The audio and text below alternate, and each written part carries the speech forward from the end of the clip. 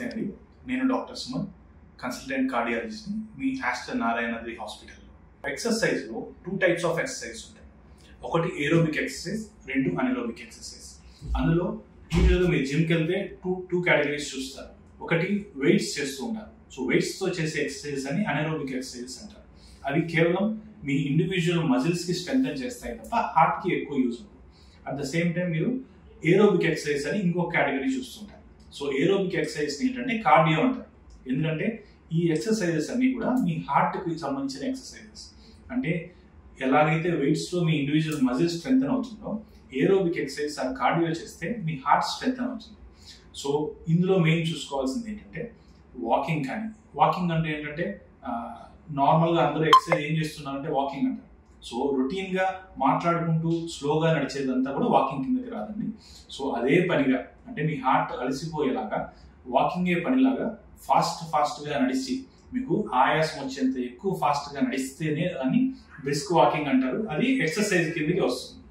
So తర్వాత ఈ walking కూడా ఎన్ని రోజులు చేయాలి అంటే వీక్లో అట్లీస్ట్ 5 days చేయాలండి. అండ్ ఒక రోజుకి కనీసం 45 నిమిషాలు నడిచేలాగా చూసుకోవాల్సి ఉంటుంది.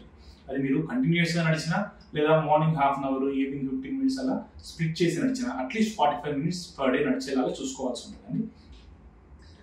రెండోది వచ్చేసి స్విమ్మింగ్ చేయొచ్చు, లేదా కొంతమంది జాగింగ్ చేస్తారు. సో ఇవన్నీ కూడా ఏరోబిక్ ఎక్సర్సైజ్ కింద వస్తాయి. సో ఇవి మీ హార్ట్ స్ట్రెంథెన్ చేయడానికి యూజ్ అవుతాయండి. సో మీ హార్ట్ స్ట్రెంథెన్ అయితే ఏంటంటే ఒకటి హార్ట్ అటాక్ రాకుండా యూజ్ అవుతాయి. అండ్ ఒకవేళ హార్ట్ అటాక్ వచ్చినా కూడా అది మీ హార్ట్ తట్టుకుని మీ ప్రాణం మీద వరకు వెళ్లకుండా కూడా ఇవి హెల్ప్ అవుతాయి. సో మీకు ఏరోబిక్ ఎక్సర్సైజ్ చాలా వరకు హెల్ప్ అవుతాయండి.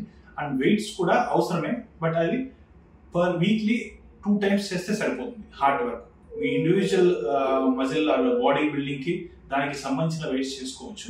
బట్ హార్ట్ వరకు అయితే పర్ వీక్ అట్లీస్ట్ 2 days చేస్తే సరిపోతుంది.